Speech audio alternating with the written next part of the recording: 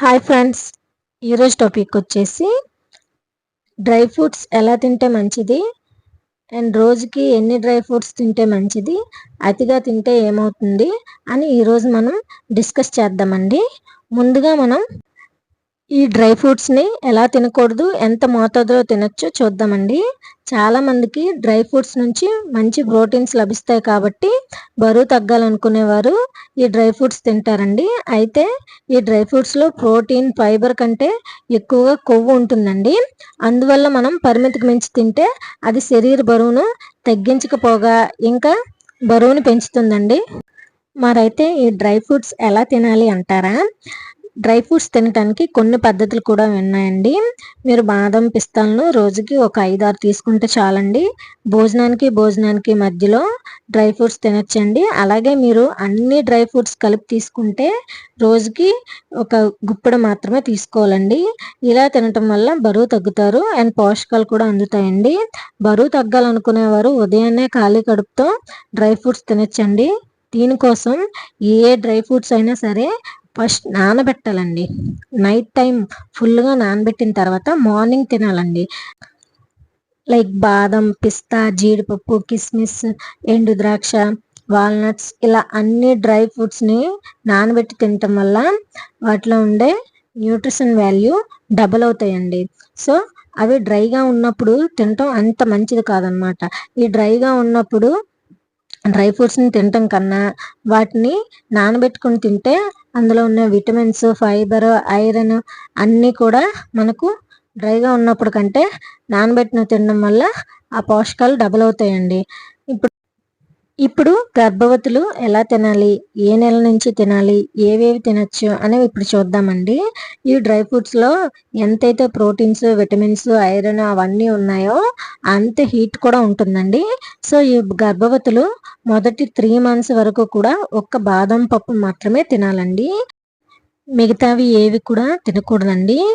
ఆ బాదం కూడా రోజుకి 4-5 మాత్రమే తినాలండి. 4th month నుంచి అన్ని రకాల డ్రై ఫ్రూట్స్ని తినచ్చండి, కానీ తక్కువ మోతాదులో తీసుకోవాలండి. అది కూడా డాక్టర్ సలహా మేరకు తీసుకోవాలండి. ముఖ్యంగా 4th month వచ్చాక ఈ డ్రై ఫ్రూట్స్ అన్నీ పౌడర్ చేసుకొని గ్లాస్ పాలలో 1 స్పూన్ వేసుకొని తాగితే గర్భిణీ స్త్రీలకు అండ్ కడుపులో ఉన్న శిశువుకు కూడా మంచిదండి అండ్ ప్రోటీన్స్ లభిస్తాయండి. గుర్తుపెట్టుకోండి, డ్రై ఫ్రూట్స్లో హీట్ ఎక్కువగా ఉన్నందువల్ల ఈ గర్భిణీలు చాలా తక్కువ తినటం మంచిదండి. ఇప్పుడు డ్రై ఫ్రూట్స్ వల్ల కలిగే లాభాలు తెలుసుకుందామండి. డ్రై ఫ్రూట్స్ తినేటప్పుడు కొన్ని నియమాలు పాటిస్తే ఇంకా మెరుగైన లాభాలు పొందవచ్చని ఆయుర్వేద వైద్యులు అంటున్నారండి. డ్రై ఫ్రూట్స్ తింటే ఆరోగ్యానికి ఎంతో మేలు చేస్తాయని మనకు తెలిసిన విషయమే. రోజు గుప్పెడు డ్రై ఫ్రూట్స్ తీసుకుంటే నీరసం, నిస్సత్వ దరిచేరవండి. శరీరానికి కావాల్సిన పోషకాలు అందుతాయి. ఈ డ్రై ఫ్రూట్స్లో vitamin E, calcium, selenium, copper, magnesium పుష్కలంగా ఉంటాయి. ఇంకా iron, potassium, zinc, vitamin B కూడా సమృద్ధిగా ఉంటాయండి.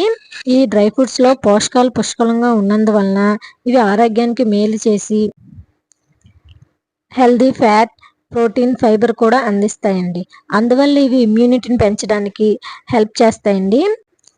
డ్రై ఫ్రూట్స్ గుండె ఆరోగ్యాన్ని కాపాడతాయి. ఇందులో హెల్దీ ఫ్యాట్ రక్తనాళాలను హెల్దీగా ఉంచుతాయి.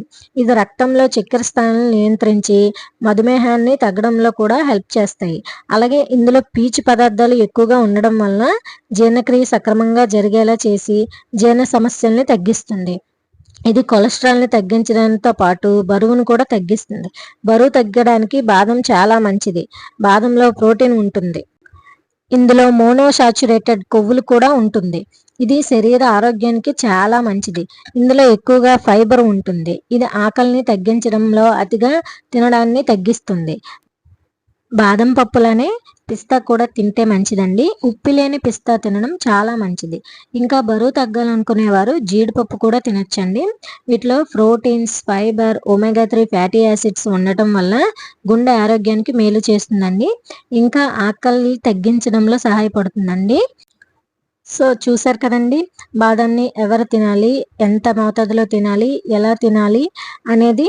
సో మరిన్ని ఇలాంటి ఇంట్రెస్టింగ్ అప్డేట్స్ కోసం నా ఛానల్ని లైక్ చేయండి, కామెంట్ చేయండి, షేర్ చేయండి, సబ్స్క్రైబ్ కూడా చేసుకోండి.